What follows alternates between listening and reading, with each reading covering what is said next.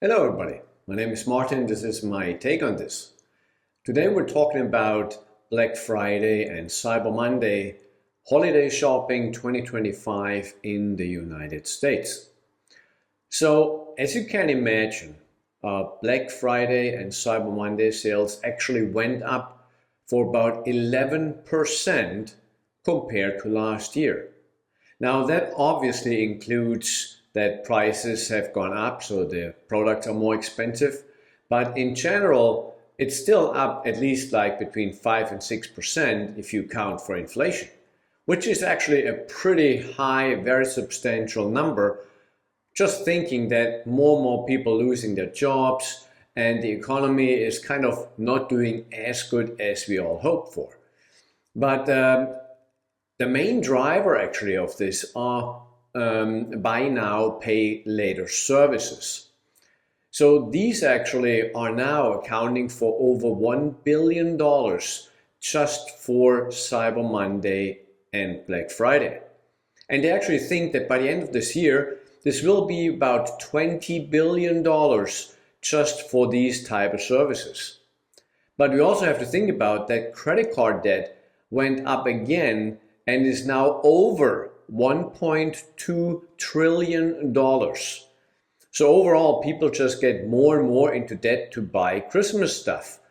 And it kind of is mind-boggling to me that people just don't see, oh, we have an issue here. We cannot spend that money. We shouldn't spend that money. But obviously they still do. And I really just don't understand how they think they can ever pay for these things. It just doesn't make any sense. And apparently, yes, most of the time it's usually electronics and clothing that is, the number one items that people buy. But, there's no need to have the newest iPhone or the newest laptop or the newest whatever gadget. It's not necessary. But, apparently, people think it is.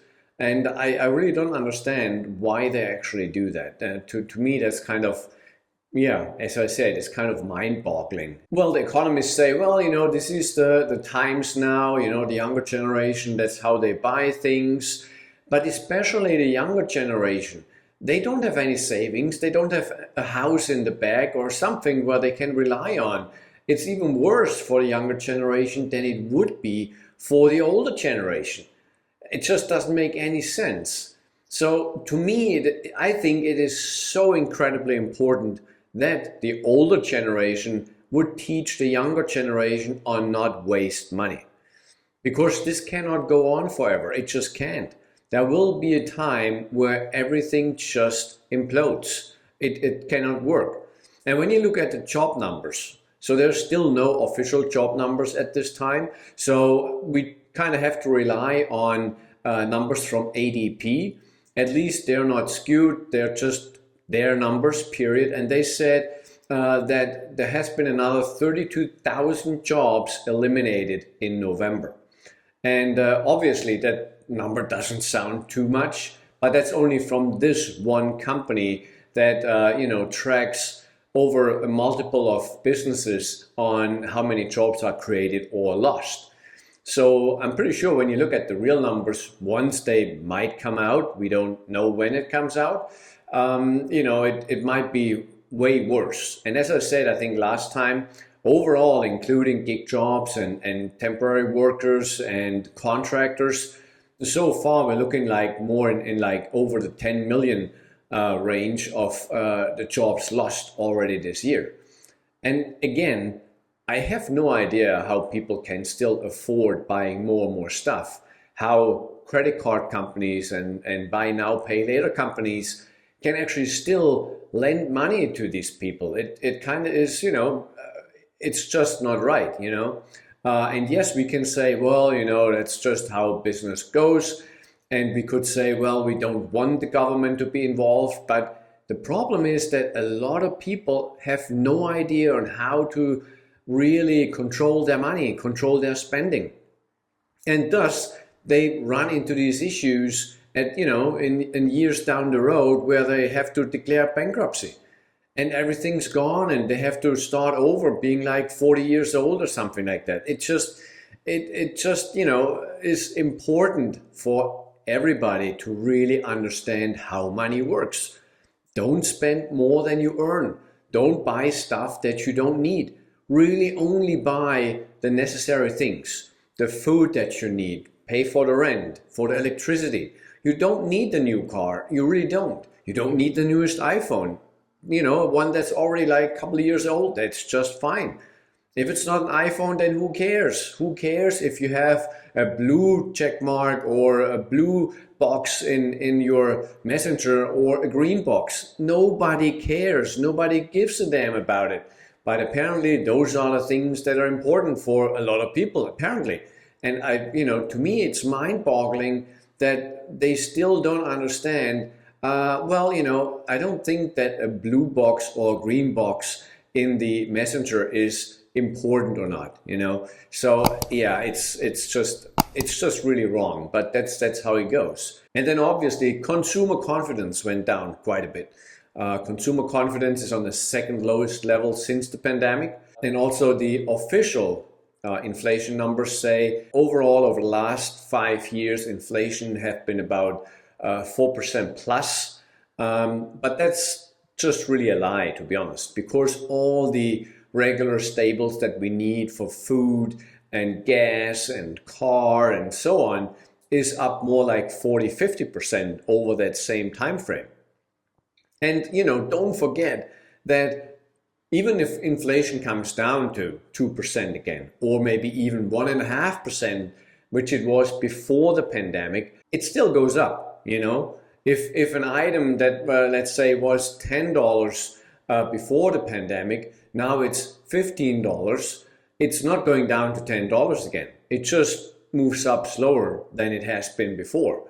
So that's pretty much it. So that same item that you 5 years ago paid $10 for, in another 5 years you're looking at $20 for that same item. So that's kind of how this goes. And your salary is not going up that much. Your salary, in the same time frame might have gone up maybe 26 or so percent in real terms, but overall it never is even close to like 40-50%, right? And right now, as I said in the last video, since there are more and more people looking for jobs, companies can lower actually the hourly rate, and so you make less money than before because you just want to make some money, period. That's all you're looking for, to make some money. And if it's less, well, who cares? At least you can live, at least you can survive. That's kind of, what people are looking at right now. And that is, I think that is really tough. That is really kind of bad. But, it's kind of hard to really talk to people about it because they just don't want to hear those things. If I tell this to friends and so on, they think they know it all, and then, for example, like the heating system breaks, and even though they have insurance for it, it still would cost like $2,000 to fix it because the insurance pretty much only pays for the part, but not for the labor. And then obviously, people try to maybe get around that and find another person to fix it who has no clue or no knowledge about the system, and then they might only pay $600-700 for it, but at the end, a year later it's broken again. So it's just, yeah, it's really just bad how things are going and how people are actually not willing to make sacrifices, how people are not willing to learn from all these mistakes, and we're just doing them over and over again. It's, yeah, as I said, it's mind-boggling, and I hope that at some point people will learn. But yeah, this will be a long time coming. I have no idea when that will happen, if it ever will happen. But yeah, we'll have to see about it. Yeah, so yeah, that's it for today's video. It's just like a little bit of a look into the current state of affairs when it comes to holiday shopping and spending and the job market, overall inflation numbers and stuff like that. And we'll just have to see actually what the Fed is going to do by the end of this year. Most likely they will lower the interest rates again, which is not doing anything. So far it hasn't done anything. And even if they would go down to like 0 again, it would just mean that more and more debt is being created and not real growth is actually happening. So we'll have to see and see how 2026 will look out moving forward. And with that said, I wish you a great week, and I will have another video coming out next week. All right, thank you. Bye.